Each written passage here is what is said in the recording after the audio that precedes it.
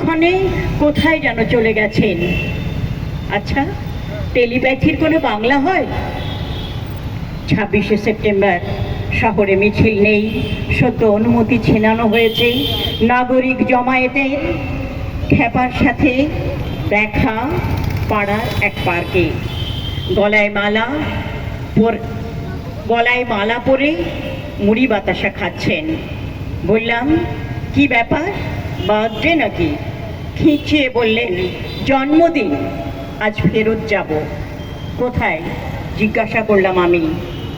স্মৃতিতে, যা জানার তা জানা হয়ে গেছে।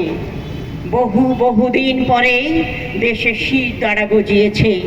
বাঙালি নিয়েছে শিখে ঘুরে দাঁড়াবার বর্ণ পরিচয়।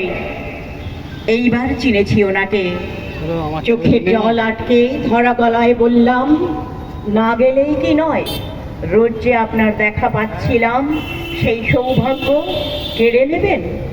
এখনো তো সামলাতে হবে বহু ঝড়।